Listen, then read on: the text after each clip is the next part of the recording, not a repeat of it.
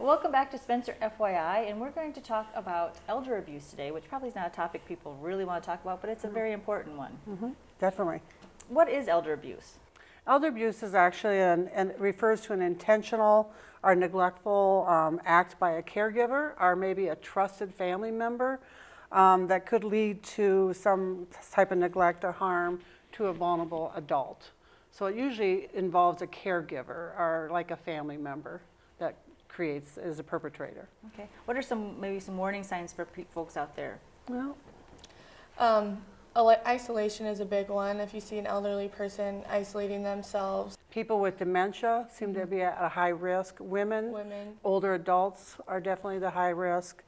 And you know, it can occur anywhere. It can occur in your home, it can occur in a nursing home, it can occur in assisted living, you know, anywhere, at a bank, at the doctor's office, you know, it can occur at a hospital. So, and it comes across all cultures and races. It's social economic, you know, it involves so many different types of people. So what should someone do if they suspect that there's been some abuse going on? Well, generally, elder abuse is definitely one of the most underreported types of abuse that there is, and we don't really know why that happens because a lot of people are just afraid to report it. They don't want to get involved. It's none of my business. But definitely the most important thing is to call Department of Human Services, who is our Adult Protective Service agency, and there is a hotline for abuse for that. Or if anything else, just call your local law enforcement and call Elderbridge, and we can help them too. So what kind of things can Elderbridge do then to help, and what's that number to call? Okay, well, we are elder rights specialists, Brittany and myself, and we cover 9 counties in northwest Iowa. And we basically try to help that elder get out of the situation that they may be in, neglect or self-neglect, financial exploitation, whatever the abuse may be, and try to find programs or services to help them to eliminate the abuse or to even prevent it from happening further on. And to stay independent in their homes as well. Yeah. So, what kind of services would that entail, perhaps? you know, with abuse and just a lot of the elderly people, they become frail. So, you know, just taking care of themselves has become an issue. We've set up a lot of like home health, homemaker services, home delivered meals, which Elderbridge also has a program for that. We can get them assistance with their energy assistance. Yep. Different programs just so that they can financially afford to live better in their own homes. Yep. Help with rent assistance if they have trouble with their rent assistance. We have grants available too to help people if they get in a financial bind. So what are some red flags that folks maybe would recognize if you see elder abuse? Well, for neglect or self-neglect, a lot of times you'll see that there's a lack of basic needs. They're not getting good nutrition, you know, poor health, poor hygiene. Sometimes you'll see a cluttered home, a filthy, dirty home. You know, no one's coming in and making sure their home is clean. You know, a stove that's filled with food and, you know, flies and all that kind of stuff. Poor hygiene. And another thing is just with self-neglect and neglect is you'll see lack of heat or lack of water, sewer system. Those are the kind of things that we see with that type of abuse with self-neglect and neglect.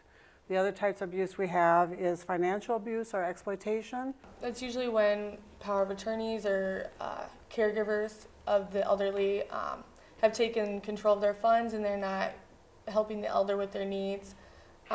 It can be a caregiver, it can be anyone that's really involved with their life. Yeah, it doesn't really discriminate. It's really anybody that can get control of those funds and take them from the elderly. And yeah. It can also be that vulnerable elder, which would maybe that person at risk, that person with dementia, where a family may coerce that elderly father or something to sign documents for power of attorney, inheritance, wills, and things like that to get those signed over. But when the vulnerable adult is not really capable of making that decision, but he's coerced into doing that. So that's another one.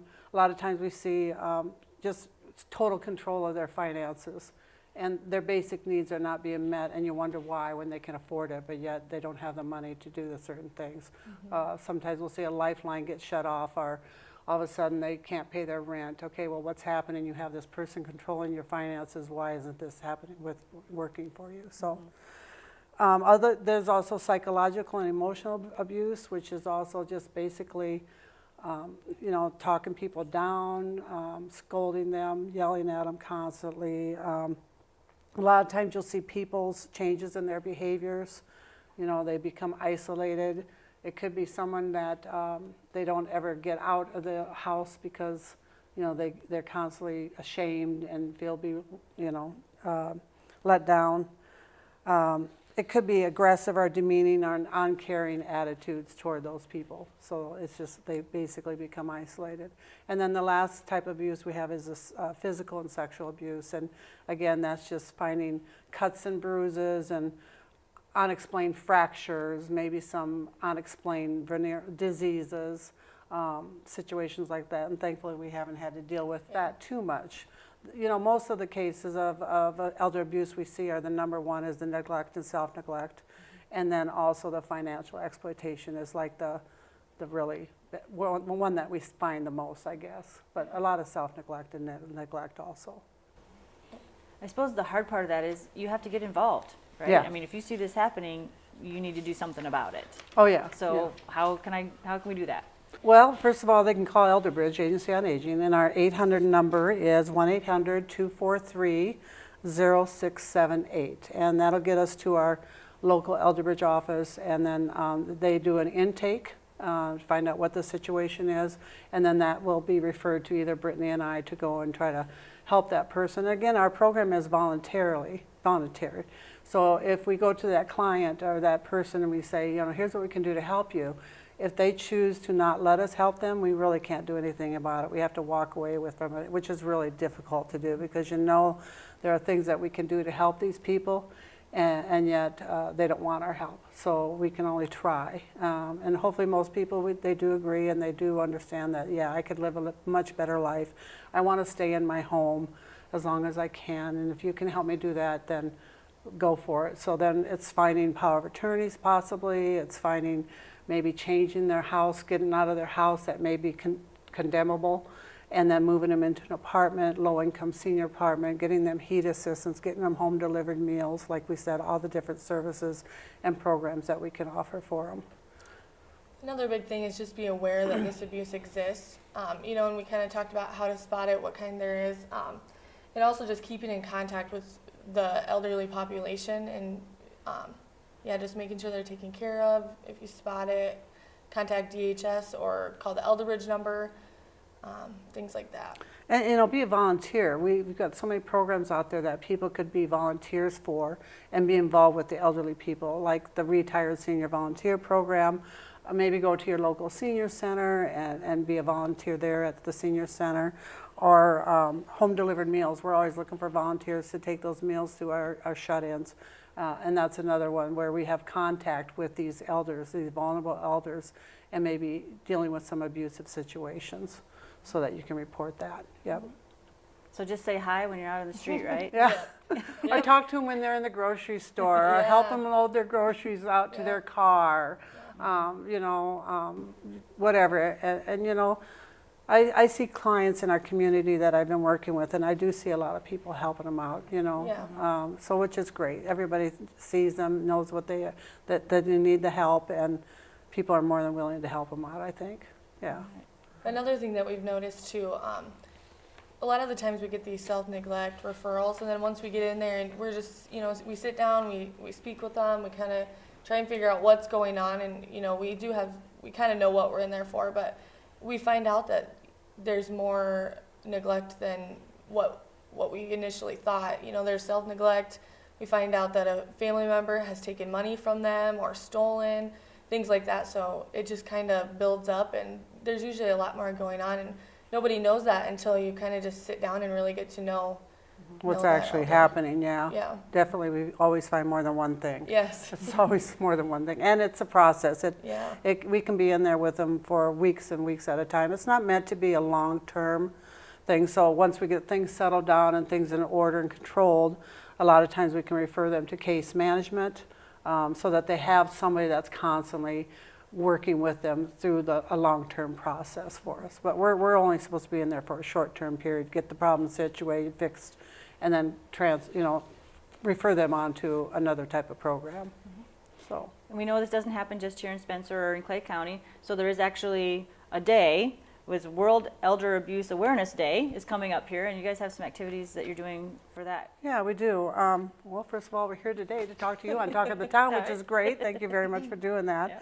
But on June 12th, we will be having a signing proclamation for the Mayor Kevin Robinson, and other partners will be coming to help with that signing of the proclamation for World Elder Abuse Awareness Day, which is June 15th.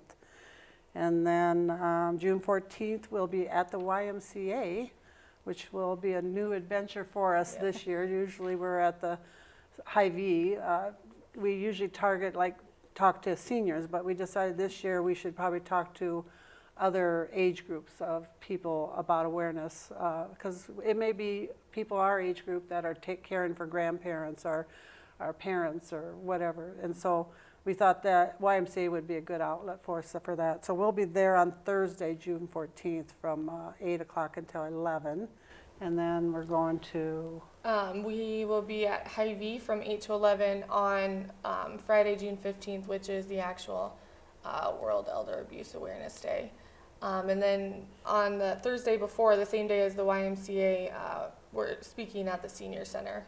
So about elder abuse and prevention. And it's mostly just to raise awareness. It's not, like you said, it's not a topic that everyday conversation you hear about. So once a year we feel we need to have this awareness out there to let people know that, hey, it is happening. It is happening in your neighborhood. It could be in your community, in your church. It's everywhere. So people just need to be aware of it and watch for it and look for the signs. Mm-hmm. And what's that number to call if they suspect it's going on? 1-800-243-0678.